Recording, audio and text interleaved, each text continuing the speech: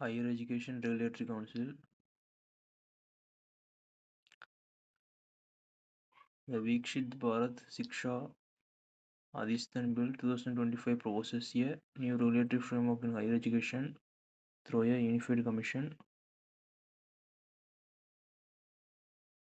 The Union government has proposed the Viksit Bharat Shiksha Adhikshan Bill 2025 aimed at overhauling India's higher education regulatory system by replacing the UGC, AICTE, and NCTE with a new umbrella commission.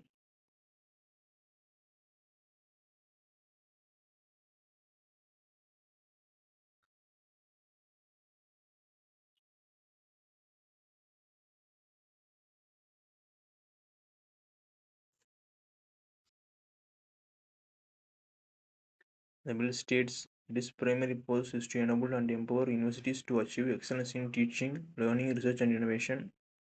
This is to achieved through better coordination between regulatory bodies, clear determination of academic and institutional standards, a unified governance mechanism for higher education.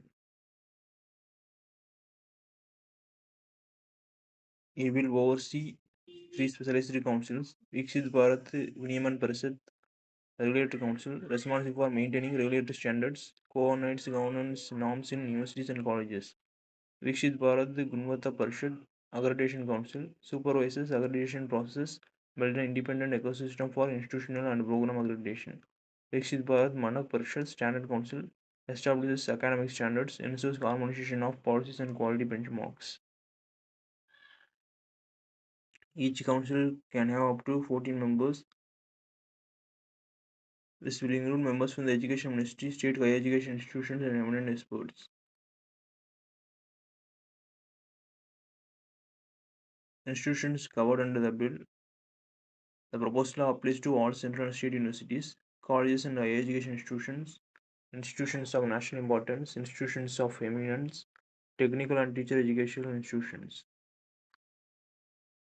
However, professional programs such as medicine, dental, nursing, law,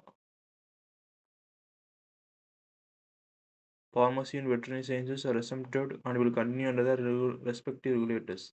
The Council of Architecture will remain the professional standard setting body for architecture but will not have regulatory powers.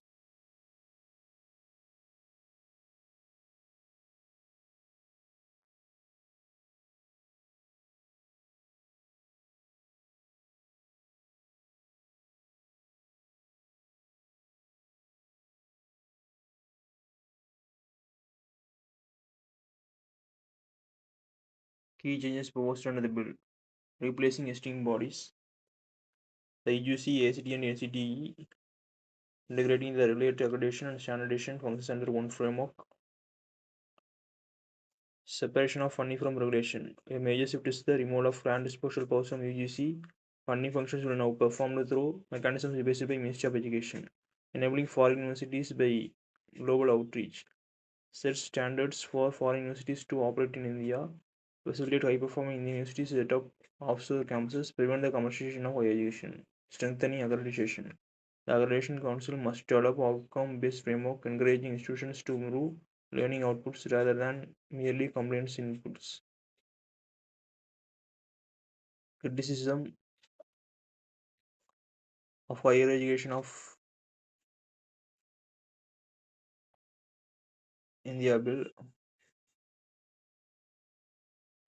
The possibility of the center having disproportionate influence in appointments, removal of grand special powers from autonomous body, risk of overgeneration and standard setting functions, granted penalties and enforcement mechanisms. They have fine beginning at 10 lakh and going up to 72 lakh, possibly closure of institutions for repeated non-compliance, power to suspend an institution, authority to grant degrees or diplomas. Institutions operating without accreditation may face fines to 2 crore or more. Implications for India's higher education system: streamline regulatory process, ensure uniform academic standards nationwide, enhance India's global competitiveness in higher education, promote transparency in accreditation and governance, reduce fragmentation among regulators. Our concerns about autonomy, funding clarity, and decentralization will require careful implementation and stakeholder dialogue.